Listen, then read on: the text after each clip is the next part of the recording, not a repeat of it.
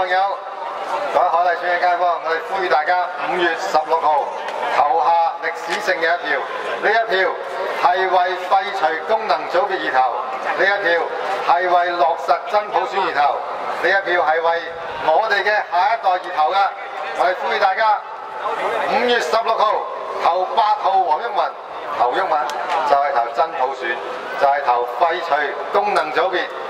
變相公投，彰顯人民嘅總意志，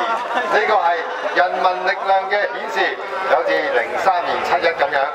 我哋用50萬人行出嚟，迫使董建華落台，迫使23條各自立法。而家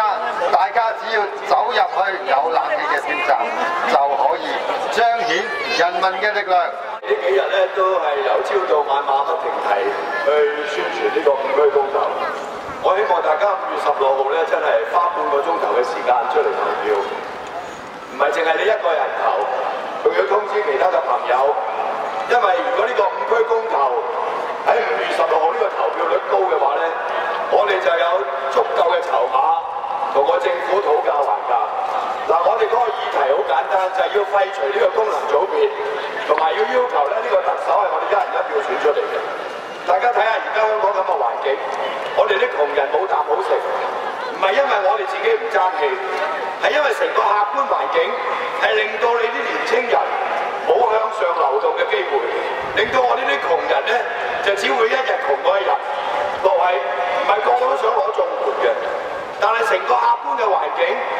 即係令到我哋根本係好難生活，因為呢一個貧富懸殊嘅社會。就係因為所有嘅財富都集中喺少數人嘅身裏邊。大家睇下而家我哋啲公共屋邨，理賠上市之後，我哋想做下小生意，租個單位做下小生意都唔得，因為全部都係俾啲大財團控制。領匯將呢啲公共屋邨嘅停車場同埋嗰啲商場，即係私有化之後咧。即係呢個基本上係我哋嘅資產嚟嘅，公共資產。政府將佢私有化之後，佢咪不斷咁樣加租咯，然後將你啲小商戶全部趕走，係嘛？咁咪引入嗰啲大財團。舊陣時家爺仔打租個鋪位都可以維持生活，而家連呢個機會都冇。大家行下條彌敦道兩邊嗰啲鋪位，講緊幾十萬租一個月，你話一般人先租得起？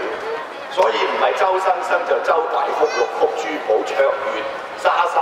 係嘛？百老匯、豐澤，全部都係大財團。啲大財團係上市公司，佢可以租一個好貴嘅鋪位嚟做生意，係嘛？跟住你嘅人工咧就壓縮，佢唔會加你人工。於是就出現一個惡性循環，你個工資永遠冇得加，你個消費力又弱，係嘛？但啲錢慢慢就俾呢啲咁嘅大財團蠶食晒。歸根結底就係因為個立法會有1半以上嘅議席都係保皇黨，係咪？我哋民主派喺立法會有23個議席，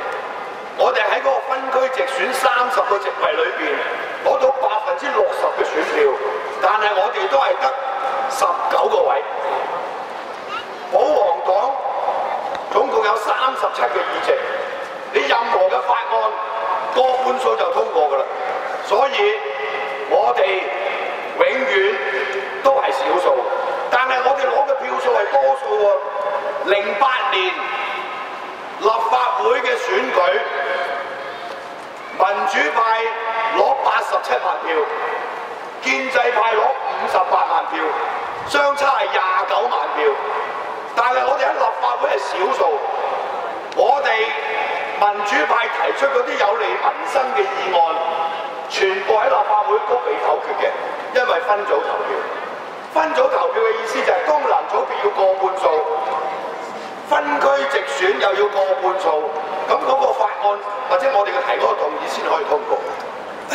只要個功能組別有15個人壓住喺度反對，同埋我哋提嘅議案反對，你就永遠都過唔到嘅。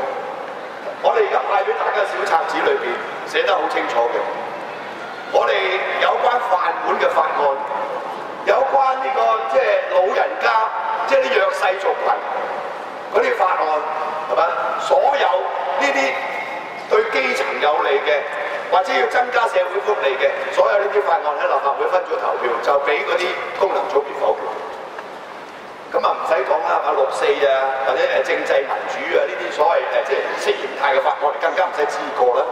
但係我哋係獲得60%嘅選民授權入議會喎，大佬。好簡單，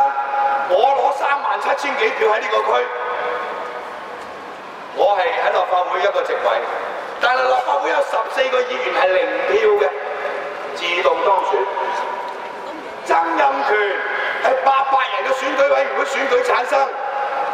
佢得600幾票，黃毓民37,000幾票，零頭多過佢，但係個權力無限大，唔受節制嘅。之後嗰張選票大家投落去唔係個價值唔係相等嘅，投票俾曾蔭權嗰個咧就巴閉啲嘅，600幾人係800個小圈子選舉委員會，個選舉委員會你冇分投票選佢出嚟嘅 ，OK？ 呢種制度唔可以再繼續落去㗎啦，各位朋友，我哋爭取咗20年啦，回歸到而家13年啦。嗰個政制民主化毫無寸進，跟住而家睜着眼睛説瞎話。佢話咧，如果呢個2012政改方案唔通過，政制又繼續原地踏步。原地踏步嘅責任就係你否決呢個政改方案嘅人。喂，大佬你講嘢講下道理先得㗎。你攞05年嗰個政改方案嚟翻叮嘅舊嘅方案拎出嚟，跟住要我硬食，啱唔啱啊？我唔接受，你就阻礙香港嘅民主發展。但係個實情就係2004年人大釋法4月否決咗07、08雙普選。我哋啲年青人中意上網啊，你上網可以睇到一段片咧，就係咩咧？曾鈺成喺公元2000年喺個選舉論壇度好大聲話俾你聽，我哋民建聯係要求2007、08雙普選，寫咗喺我哋政綱度，係好清楚嘅。2000年喎，嗰個立法會選舉喎。